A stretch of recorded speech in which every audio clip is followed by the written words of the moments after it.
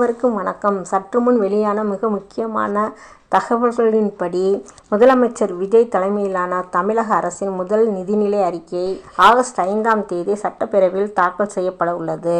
புதிய அரசின் முதல் பட்ஜெட் என்பதால், தேர்தல் அறிக்கையில் இடம்பெற்ற முக்கிய வாக்குறுதிகள் குறித்து அரசியல் மற்றும் பொதுமக்கள் மத்தியில் எதிர்பார்ப்பு நிலவி வருகிறது.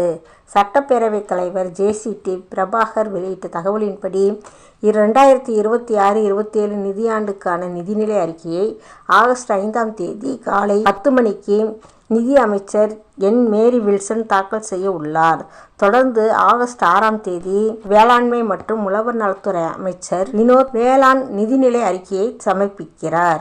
பட்ஜெட் தாக்கல் செய்யப்பட்ட பின்னர் சட்டமன்ற அலுவல் ஆய்வுக்குழு கூட்டத்தில் பட்ஜெட் கூட்டத்தொடரின் கால அளவு குறித்து முடிவு செய்யப்படும் என்றும், மானிய கோரிக்கைகள் உள்ளிட்ட அனைத்து விவாதங்களும் நேரலையாக ஒளிபரப்பப்படும் என்றும் சபாநாயகர் தெரிவித்துள்ளார். இந்த நிலையில், தேர்தல் அறிக்கையில் இடம்பெற்ற சில முக்கிய நலத்திட்டங்கள் இந்த பட்ஜெட்டில் அறிவிக்கப்படுமா என்று எதிர்பார்ப்பு அதிகரித்துள்ளது. குறிப்பாக, மகளிர் நலத்திட்டங்கள் தொடர்பான அறிவிப்புகள் இடம்பெறலாம் என அரசியல் வட்டாரங்களில் தகவல்கள் வெளியாகி வருகின்றன. அவற்றில் தற்போது வழங்கப்பட்டு வரும் மகளிர் நிதியுதவி திட்டத்தின் தொகையை உயர்த்துவது மற்றும் பெண்களுக்கான இலவச அரசு பேருந்து பயண திட்டத்தை அனைத்து வகை அரசு பேருந்துகளுக்கும் விரிவுபடுத்துவது உள்ளிட்ட அம்சங்கள் பரிசீலனையில் இருப்பதாக கூறப்படுகிறது. இது குறித்து போக்குவரத்து துறை அமைச்சர் விஜய் தமிழன் பார்த்திபன், பெண்களுக்கான இலவச பயண திட்டத்தை விரிவுபடுத்துவது தொடர்பாக அதிகாரிகள் ஆலோசனைகள் மேற்கொண்டு வருவதாகவும், இது குறித்த அறிவிப்பை முதலமைச்சர் உரிய நேரத்தில் வெளியிடுவார் என்றும் தெரிவித்துள்ளதாக செய்திகள் வெளியாகி உள்ளன.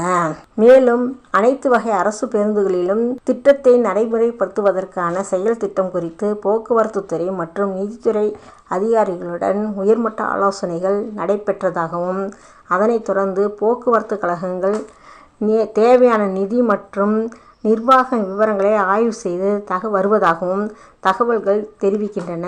எனினும், மகளிர் நிதியுதவி தொகையை ரூ.2500 ஆக உயர்த்துவது அல்லது அனைத்து அரசு பேருந்துகளிலும் முழுமையான இலவச பயண திட்டத்தை உடனடியாக அமுல்படுத்துவது தொடர்பாகவும் தமிழக அரசு இதுவரை அதிகாரப்பூர்வ அறிவிப்பை வெளியிடவில்லை.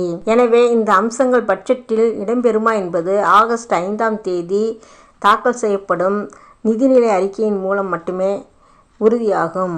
புதிய அரசின் முதல் பட்ஜெட் என்பதால், தேர்தல் வாக்குறுதிகளை நிறைவேற்றும் வகையில் முக்கிய அறிவிப்புகள் வெளியாகுமா என்பது அரசியல் மற்றும் பொதுமக்கள் மத்தியில் எதிர்பார்ப்பை ஏற்படுத்தியுள்ளது.